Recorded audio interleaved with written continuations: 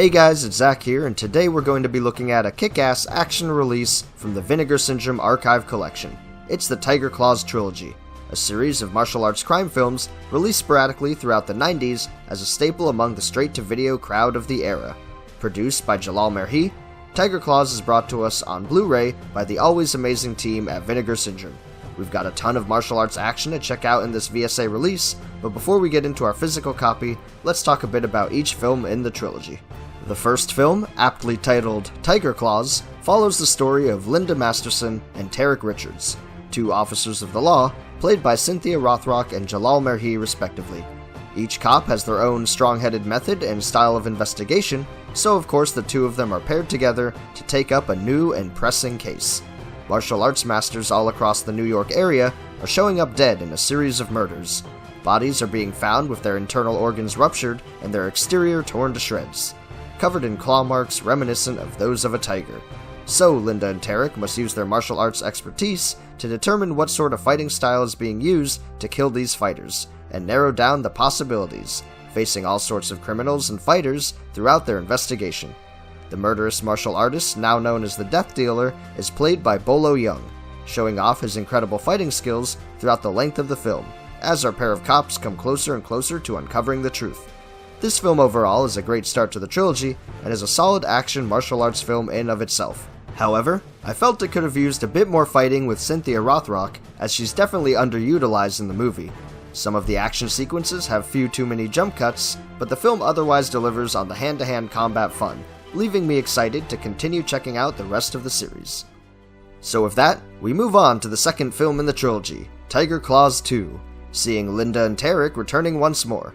The enormously buff Chong, played again by Bolo Yeung, has now escaped prison with the help of a mysterious organization.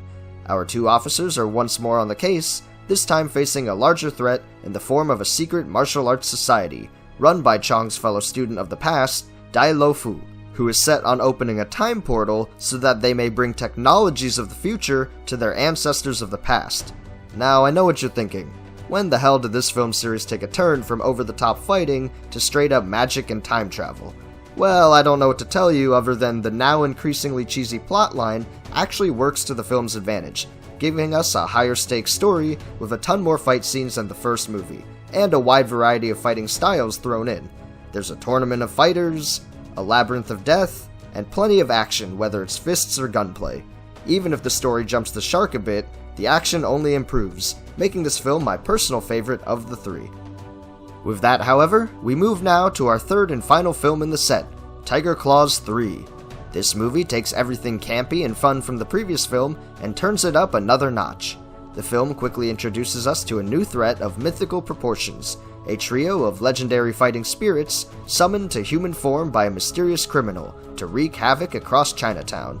With rope spears, lightning hands, and more, our villains feel like something out of a Mortal Kombat game. Unfortunately, Cynthia Rothrock's character, Linda Masterson, gets little spotlight as she's killed off early in the film, making the case much more personal for Jalal Merhi's character, Tarek Richards. We do, however, get a new fighter inducted into the series, the famously intense Carter Wong, playing Master Jin, who mentors Tarek in the art of Black Tiger style. I'm a huge fan of Wong's kung fu flicks of the 70s, so it's a special treat seeing him in a Western film decades later. Overall, however, Tiger Claws 3 fell a bit short for me and proved to be the weakest in the series. The pacing is a bit sluggish despite the 90-minute runtime, and the fight scenes are both too short and too sparse. The campiness of the film is still a fun time, but it's just not as engaging as I would have hoped. Tiger Claws 3 is another take on the classic kung fu revenge story, but it just doesn't stand up to the vast array of films with similar stories from 70s and 80s Hong Kong cinema. Regardless, it's a good enough end cap to our Tiger Claws trilogy, and I did enjoy many aspects of the film on its own merit. Overall, the Tiger Claws trilogy is an exciting romp of 90s martial arts and cop movie action. Jalal Merhi and Cynthia Rothrock are a great duo, and the Rush Hour Chinatown cop story is an all-around good time.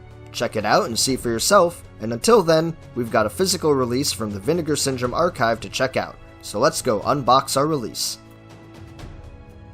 Here we are with our physical copy of Tiger Claws, another entry into the VSA lineup, featuring the bottom-loading slipcase as usual. It has this strikingly awesome artwork on the front, with the original 90s poster for the first film on the back. Of course, underneath, we have our standard clear case with all the disc information on the sleeve.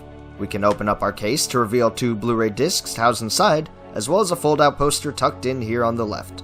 The first disc holds Tiger Claws 1 and 2, while the second disc holds Tiger Claws 3, as well as the bonus features for this release as a whole. Our fold-out poster is a decent size as always, featuring the same artwork options that we see on the slipcase. The newly commissioned artwork on one side, and the poster work for the original release of the first film on the reverse. On top of that, the sleeve for our Blu-ray case is, as usual, also reversible, featuring once more the first film's poster on the optional side. With that, however, we've unboxed our copy of Tiger Claws, and there's a fistful of bonus features to watch alongside the films themselves. So let's head on over and check out what's included on the discs. Each film in the trilogy has been newly scanned and restored in 4K from their 35mm original camera negatives. They're presented in 2K alongside several bonus videos, but we also get a brand new set of commentary tracks to listen to as well. Joining us for a set of recordings across all 3 films is producer and actor Jalal Merhi. It's great as always to have the creator of these movies on board for those rewatches, but I will criticize that Merhi's commentary style is not my favorite. I recently listened to his track for TC2000 as well, and he's almost too calm, too quiet, and downbeat to keep me engaged during the movie. Unfortunately, not my favorite audio bonuses ever, but at least they're countered with some great collections of video supplements. Moving on to those, we start out with a set of original video trailers, one for each film in the trilogy. The main attraction here, however, is a trio of making-of documentaries, each focusing on one of the films alone. Our first making-of is titled Sharpening the Claws, the Making of Tiger Claws, focusing on the original 1991 film. Running just under half an hour long, this video features Cynthia Rothrock as well as producer and actor Jalal Merhi. The two talk about their careers at the time of Tiger Claws and how they transitioned from martial arts competitions and exhibitions to acting and filmmaking. Tiger Claws was Merhi's second film after Black Pearls, and his idea for doing something with more traditional fighting styles pushed the production forward as he brought on experts like Cynthia Rothrock and Bolo Yeung. From early funding, casting, writing, and more, Merhi shares the different steps in producing a film and how he jumped through them in order to get Tiger Claws greenlit and up and running. Rothrock talks about her original excitement at the opportunity to do a more traditional martial arts film, sharing her experiences in joining the Tiger Claws production, making this mini-doc a great start to our slate of videos. Moving on to our second making-of video, we shift our focus to the second film with martial art porn, The Making of Tiger Claws 2. Running just under 20 minutes long, we continue with Rothrock and Merhi as they share the ideas and motions in bringing to life a sequel. Merhi and Rothrock discuss the changes they made moving into the second movie in order to improve the series and one-up their last film. They focused on refining their methods, including the writing, expanding the story in many ways in order to draw a more interesting picture, as well as improving the choreography in order to make the action much more enticing and varied. Alongside their ups, however, were also downs. Merhi discusses some of the challenges they faced on set, including the sudden departure of Bolo Yeung 75% through filming, due to a possible mistranslation and a resulting dispute over money. An interesting insight into why certain decisions had to be made with the film's story, and why Bolo Yeung does not return for the third Tiger Claws movie. Speaking of, we now move to our last supplement to finish off the release, the third and final making-of video, titled Mystical Claws, The Making of Tiger Claws 3. Running just under 20 minutes again, Merhi and Rothrock finish off our making-of trilogy with their final discussion. Merhi shares about the awkward start to Tiger Claws 3's incarnation, and how Rothrock's role in the script had to be severely cut down because she found out she was pregnant shortly before the production started. In turn, Rothrock shares her stories of filming fight scenes while pregnant, and how memorable this film is for her due to the eventful shoot. The film overall is like the black sheep of the trilogy, but Merhi is satisfied regardless of the market it was able to reach, rounding out his beloved trilogy, even hanging on to a script for Tiger Claws 4 that he one day would like to put together if he has the time and energy. With that, however, we've finally completed our review of Vinegar Syndrome's release of the Tiger Claws trilogy, another fantastic action entry into the VSA lineup. I'm satisfied with the films as a blind buy, and I'm happy to add them to my ever-expanding collection of martial arts films.